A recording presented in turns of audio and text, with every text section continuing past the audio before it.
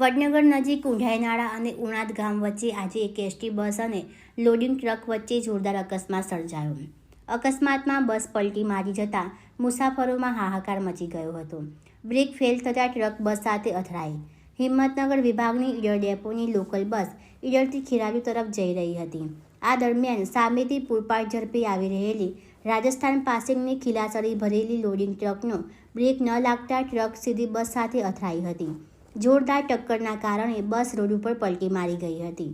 12 થી 15 મુસાફરો ઈજાગ્રસ્ત.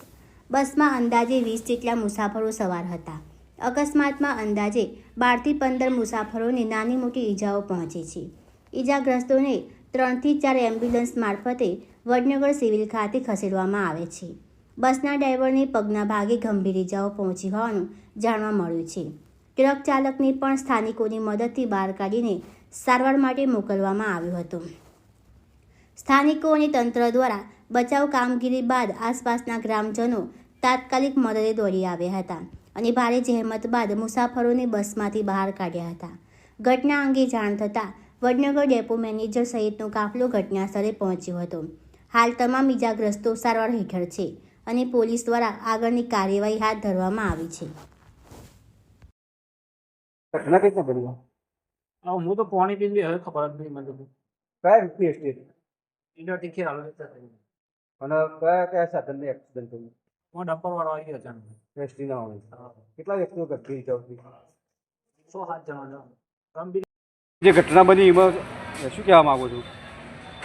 વલાસના હાઈવેના અંદર જે આજે ઘટના બની એના અંદર મારા જે એક રિલેટિવ છે અંદર લગભગ અંદર 50 વ્યક્તિઓ હશે. 1.5 થી 2ના ગાળામાં લગભગ આ બનાવ બન્યો છે વલાસના હાઈવે ઉપર. અકસ્માતના સામે એક આઈસર હતું. આઈસરના અંદર વધારે પડતો લોડ હતો જે આપણી સરકાર ના ધ્યાને છે જ નહીં કે ભાઈ સાધનો રસ્તા ઉપર ચાલે છે એમાં કેટલો વજન હોવો જોઈએ કેટલો ના હોવો જોઈએ એ સરકારને ધ્યાન રાખવું જોઈએ.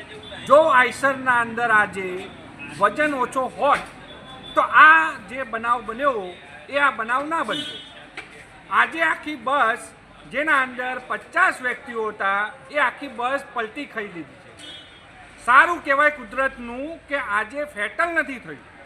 જો કંઈ ફેટલ થઈ જતું તો આ સરકાર આ એમના રિલેટિવને શું જવાબ આપતી? શું એમને પૈસા આપીને ચૂપ કરાવી દેવામાં આવતા? સરકારને ધ્યાનમાં હોવું જોઈએ કે આવા વાહનો જે વધારે વજનદાર હોય એ રસ્તા પર ચાલવા ના જોઈએ.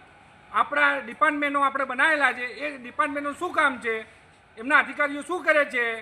એ લોકોને ધ્યાનમાં રહેવું જોઈએ કે આટલો બધો હેવી વજનવાળું આઈસર બજારના અંદર નીકળે છે, રસ્તા ઉપર નીકળે છે તો સામે કંઈક આવી જાય શું થશે? આજનો જે બનાવ છે એ મારી દ્રષ્ટિએ આઈસરના અંદર વધારે પડતો વજન હોવાથી આજે બસ પલટી ખાઈ ગઈ છે અને એના અંદર જે 50 વ્યક્તિઓ કે 60 વ્યક્તિઓ બસના અંદર બેઠા હતા એ બસના અંદર 50 વ્યક્તિઓને વાગ્યું છે.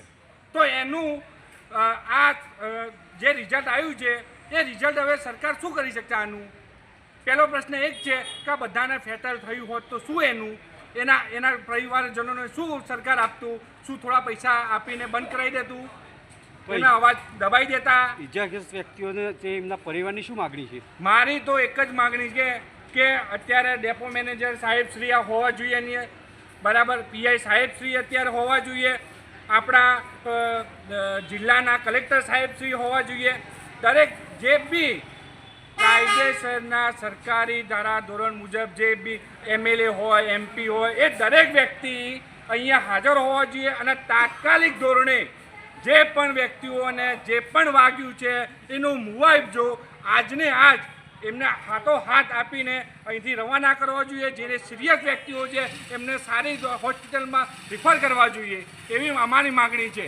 કેમ કે અંદર અમારા પણ રિલેટિવને વાગેલું છે. જો ઘટના બની એમાં કઈ સાધનમાં લાવ્યા? પ્રાઇવેટમાં લાવ્યા કે 108માં લાવ્યા? 108 તાત્કાલિક ધોરણે આવી ગઈ.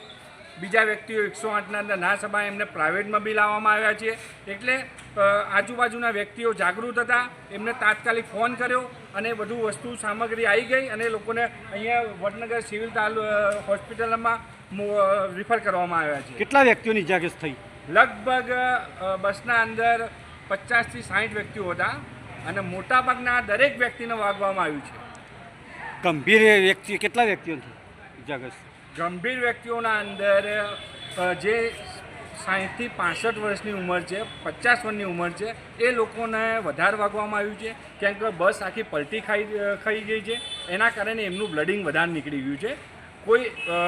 કોઈને પગ ભાગી ગયો છે, તો કોઈને નાકની હડ્ડી તૂટી ગઈ છે, કોઈને માથામાં ઇન્જરી થઈ છે અને એના કારણે સિવિલ હોસ્પિટલ પહોંચતા થોડી વાર લાગી. એના કારણે એમનું બ્લડિંગ વધારે થઈ ગયું છે.